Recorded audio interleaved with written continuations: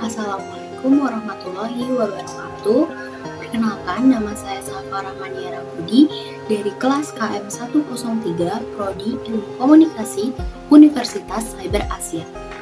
Pada video kali ini, saya mengangkat tema peran komunikasi dalam proses pembelajaran jarak jauh.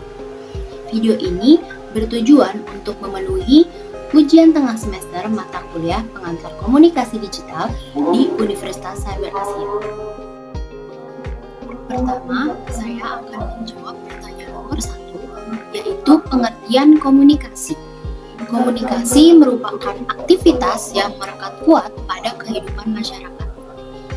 Komunikasi menjadi salah satu faktor perkembangan dan pengetahuan. Dengan adanya komunikasi, penyebaran informasi dapat mudah tersalurkan secara menyeluruh.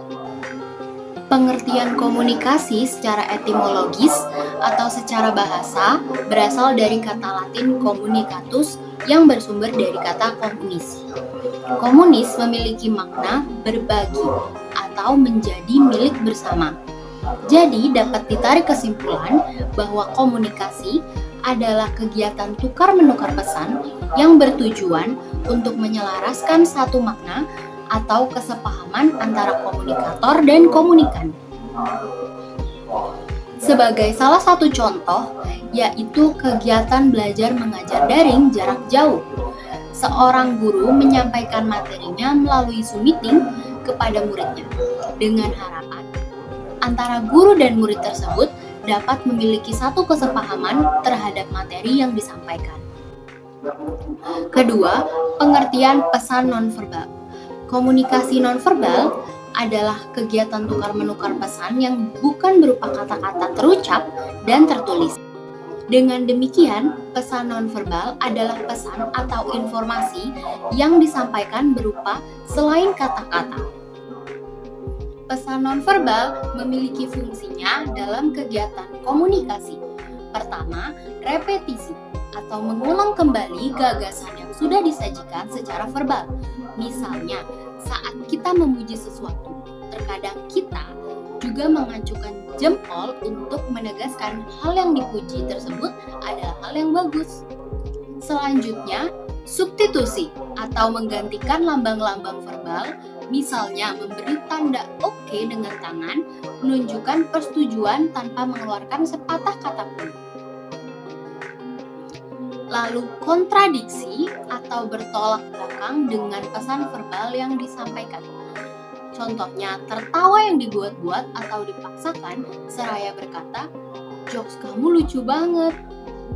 Selanjutnya, komplement atau melengkapi dan memperkaya makna pesan nonverbal.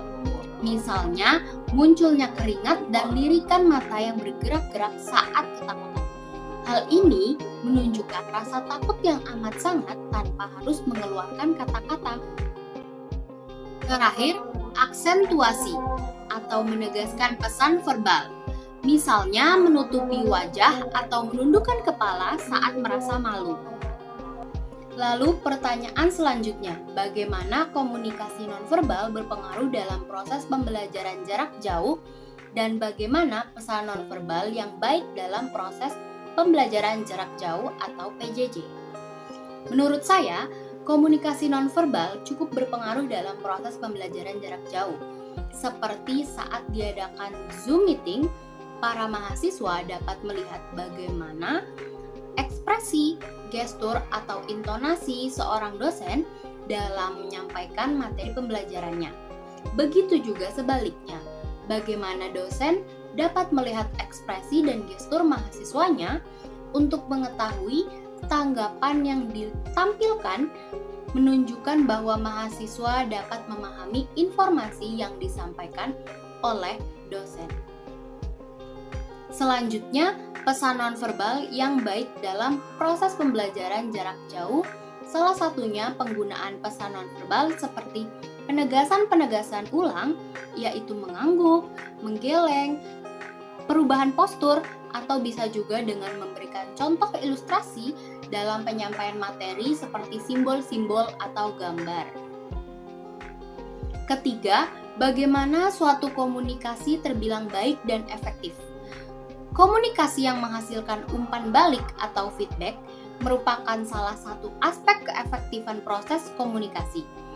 Terjadinya komunikasi dua arah antara komunikan dan komunikator, sehingga proses komunikasi tidak berhenti hanya sampai tersampaikannya pesan. Kegiatan komunikasi tersebut harus mencapai tujuan komunikasi itu sendiri, yaitu adanya satu kesepahaman atau kesamaan arti dari pesan yang disampaikan komunikator kepada komunikan.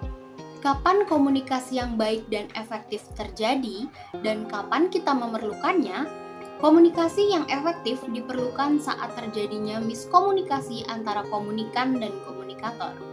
Dan disinilah terjadinya komunikasi yang baik jika miskomunikasi tersebut terselesaikan dengan bukti adanya keselarasan pemahaman antara komunikan dan komunikator.